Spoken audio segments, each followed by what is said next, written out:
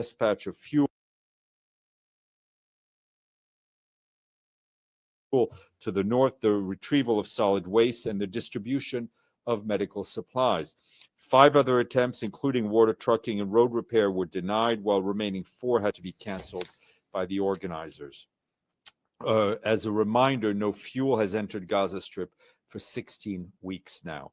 As I told you, we did manage to retrieve fuel from the Tahrir station in Rafah on Wednesday, and a limited amount of that fuel was delivered yesterday to public utilities in southern Gaza. That allowed the continued operation of desalination plants, water trucking services, and sewage pumping stations. However, fuel instability and fuel shortages continue to limit our operations, resulting in reduced operating hours and capacity. Regarding telecommunications, and you'll recall that the central and southern Gaza have been experiencing major telecommunications outages this week due to damage to a fiber optic cable serving those areas. Today, one of the Palestinian service providers reported that they've started to restore fixed internet and landline services in some parts of southern Gaza. Despite major security risks and difficult conditions on the ground, the team continued to work to get these services back up and running in central and southern Gaza. Meanwhile, UNICEF warns that the number of malnourished children in Gaza is rising at an alarming rate, with more than 5,100 children between 6 months and 5 years of age admitted for treatment for acute malnutrition in May alone. The agency says it represents a nearly 50% increase compared to April and a 150% increase compared to February. And as you'll recall, during that time in February, a ceasefire was in effect and aid was entering the Gaza Strip in significant quantities, and it is, of course, not the case right now. UNICEF says just 150 days from the start of the year till the end of May, more than 16,700 children, which is an average of 112 per day, have been admitted for malnutrition treatment in Gaza. Each one of these cases is preventable. The food, water, and nutrition treatments these children so desperately need are being blocked from reaching them. UNICEF called for Israel to urgently allow the large-scale delivery of life-saving aid through all border crossing. The agency says it is currently distributing what little nutrition supply it is able to bring into Gaza. Meanwhile, the equivalent of 1,000 truckloads of health, nutrition, and other supplies are outside the borders, ready to be delivered. Over the last 2 days, more than 1,400 children and caregivers received critical services, including structured psychosocial support, case management, individual consultations, and that happened across 10 locations in Gaza City, Deir al-Balah, and Khan Yunis.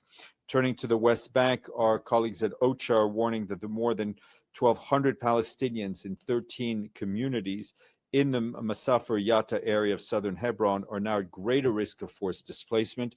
This follows a new Israeli move to reject any pending new planning and zoning requests in that area outright, including the application for building permits.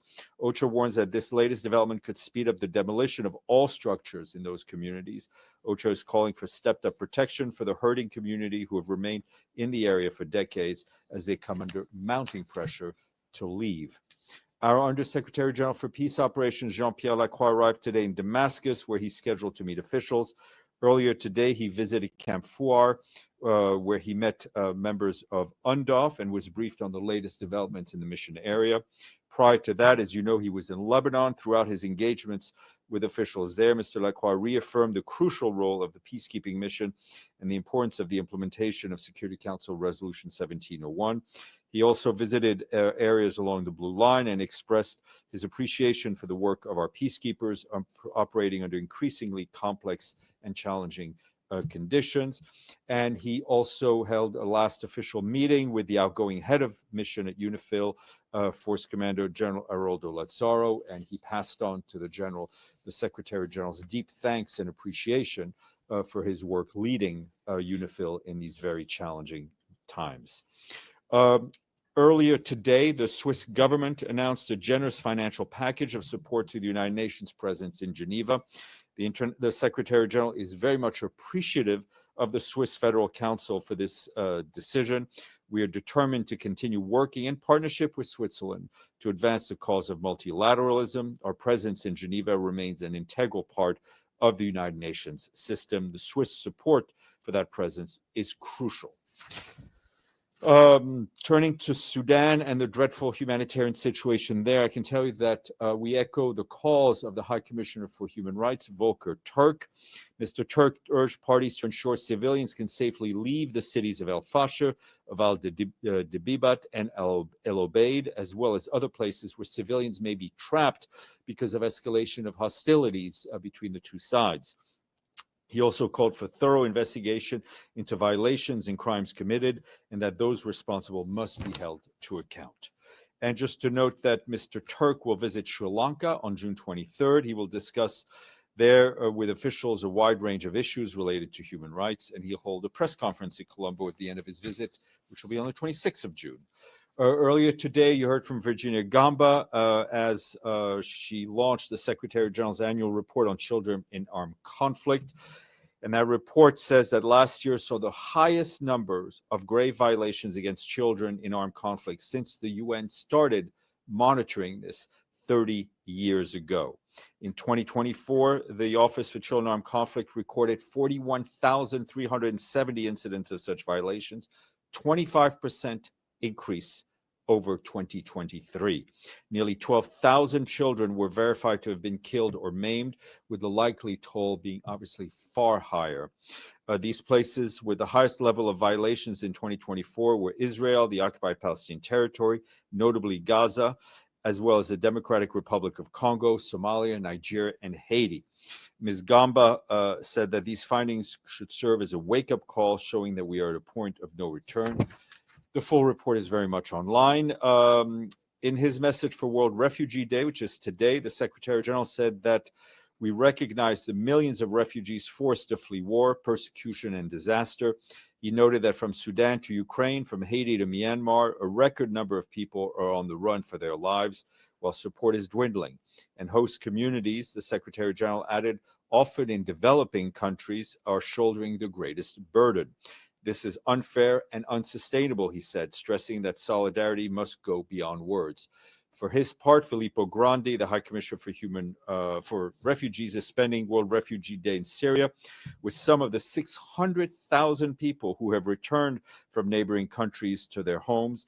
He underscored that the day is also a moment to sound an alarm on the refugees' behalf. Now more than ever, he stressed, we must stand with refugees to keep alive their hopes for a better future. And on a related note, in Botswana, the UN team there welcomes the completed relocation this week of more than 460 asylum seekers, nearly half of them children, from a center for illegal immigrants to a refugee settlement. Our UN colleagues said the long-awaited move brings long overdue relief to people held in detention since 2021 and marks an important step towards upholding the rights and dignity of refugees and asylum seekers. 2 more international days to flag. A bit on the lighter note, I would encourage you to do some stretching today because tomorrow is the International Day of Yoga. And to celebrate that important day, the Permanent Mission of India is organizing a yoga event in collaboration with the UN Secretariat at 5 p.m. here in the North Lawn area. You can bring your yoga mat and practice some poses. I look forward to seeing all of you there in your yoga outfits. What? It depends how many of you show up. And tomorrow, the International Day of the celebration of the solstice. The solstice for some, including us here in New York, is the promise of warmer days, though we do have them. Make sure to go out and enjoy the longest day of the year, because after that, it just gets shorter. This is the moment where you work. No question. Allez, Amélie, let's go. Give it a try. Sorry. Next week, on Thursday, the GA is marking the 80th anniversary of the adoption of the UN Charter. Mm-hmm. Will the AG participate in a context where the UN is under attack, literally, verbally, and criticized a lot for not doing what it's supposed to do? What is his message for the 80th anniversary? Well, yes, the Secretary General participate. The message is that the ideals of the Charter, the ideals reflected in the Universal Declaration of Human Rights, are more important now than ever. The more they are attacked and flouted by member states and others that we see, the more we need a global push to reaffirm their centrality in our efforts to build a better world. Okay, enjoy the day. Oh, Abdelhamid, sorry, damn. No, you guys, you're far away from you. You're doing what I tell my son never to do, is just doing two things at once. Oh, thank you. Go ahead. Yeah, today, again, 70 Palestinians were killed, 25 of them while waiting for food distribution. What are your, do you have any information? Look, we Can don't, you confirm? we have not gotten any information as of now. We've seen the press reports, which are horrendous. I mean, I don't know how often we have to say that no one should die while trying to get food, right? Thank you. We have a humanitarian distribution that works, that worked at scale. All we're asking is to be allowed to do our job, and we welcome efforts of others to also help with the humanitarian distribution, but to do it in ways which doesn't increase the risk and literally kills people. You, please. Thank you, Steve. Sorry to ask you.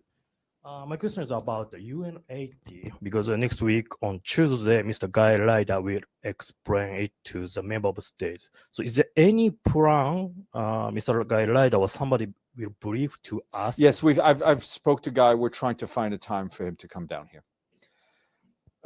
One question leads to another. Please go ahead, Deji. Okay, so today in the Security Council, the Iranian ambassador actually accused IAEA as well as the Security Council of inaction. And especially for IAEA, they also, I think, released a statement accusing the inaction and said they will pursue legal actions against the IAEA Chief Mr. Grossi. What's the position from the Secretary General on this, on IAEA's role in this issue? The IAEA is the technical agency that deals with nuclear safety and nuclear energy.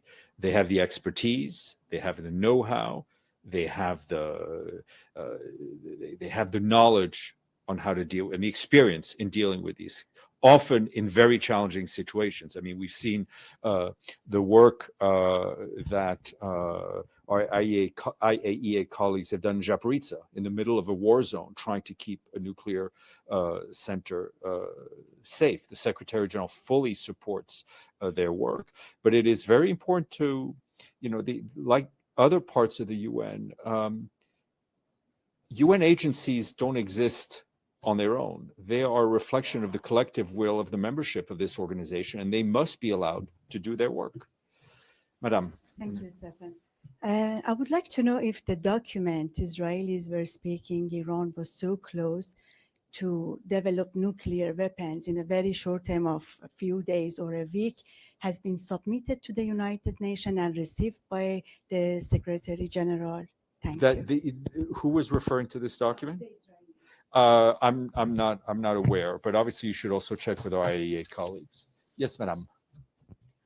Does the IAEA monitor the Israeli nuclear program? You should ask the IAEA. Yes. Thank you. Today, Israel attacked South Lebanon.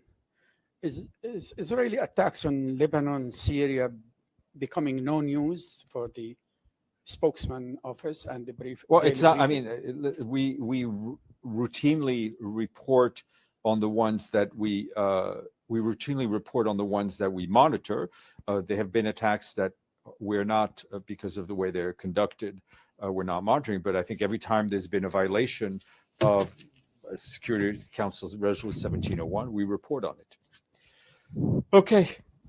Enjoy the rest of your day. Now I'm actually leaving.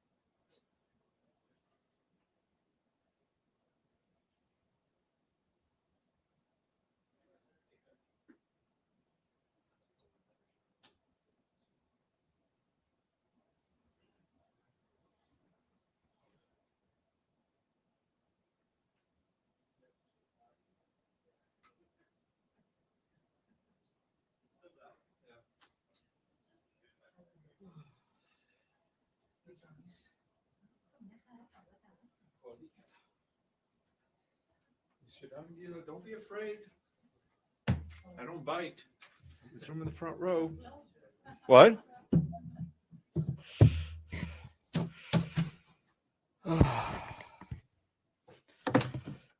You got enough news today?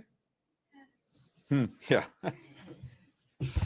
All right. Good afternoon. Just a couple of programming notes. On Monday, our Deputy Secretary-General Amina Mohammed will be here in this very room, and she'll be accompanied by Ambassador Hector Gomez Hernandez, the permanent representative of Spain to these United Nations, and Ambassador Chola Milambo, the permanent representative of Zambia to these United Nations.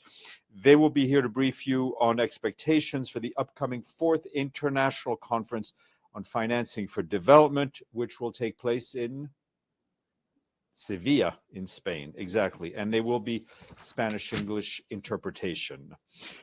Speaking of the Security Council this morning, the Secretary General urged Israel and Iran to give peace a chance and warned Security Council members that we are not drifting towards a crisis, we are racing towards it. He said that the Non-Proliferation Treaty is a cornerstone of international security and Iran must respect it. The only way to bridge the trust gap with Iran, he added, is through diplomacy to establish a credible, comprehensive, and verifiable solution, including full access to the inspectors of the International Atomic Energy Agency. Mr. Guterres warned that the only thing that is predictable is that the consequences of continuing this conflict are unpredictable. He was followed by Rosemary DiCarlo, the Undersecretary General for Political and Peace-Building Affairs, and she told council members that the scope and scale of attacks in Iran and Israel continue to widen, with grave consequences for the lives of civilians in both of these countries. The intensifying cycle of attacks and counterattacks has resulted in hundreds of civilian casualties, including fatalities in both Iran and Israel. She added that we are teetering on the edge of a full-blown conflict and a humanitarian crisis. International humanitarian law must be respected, and that includes the principles of distinction, proportionality, and precautions in any attack. Ms. DiCarlo said that we welcome the talks between the foreign ministers of the Islamic Republic of Iran and France, Germany, and the United Kingdom that are taking place in Geneva, I believe, as we speak. We strongly encourage such efforts, she said. We must pursue every available opportunity to de-escalate, to cease the hostilities, and to settle disputes by peaceful means.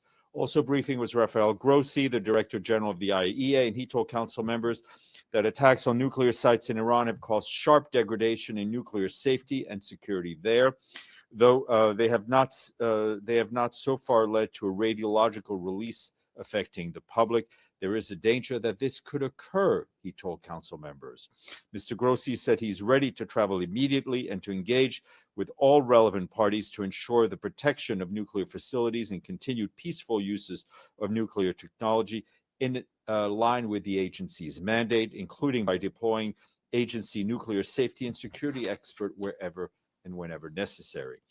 At 3 p.m., the Security Council will reconvene for a briefing on the maintenance of peace and security as it relates to Ukraine.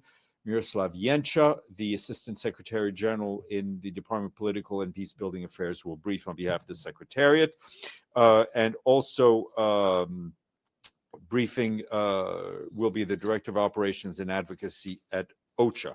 And we will share those remarks with you as we can. Staying in Ukraine, I can tell you that our humanitarian colleagues told us today that attacks in the cities of Kharkiv and Odessa killed and injured civilians, including children and first responders. That's what local authorities are telling us. Homes, education facilities, and utility pipelines were also damaged. Additional casualties were reported in the regions of Donetsk, Kherson, and Dnipro. In Odessa and Kharkiv, humanitarian organizations supported local responders and provided hot meals, emergency shelter, and psychosocial support.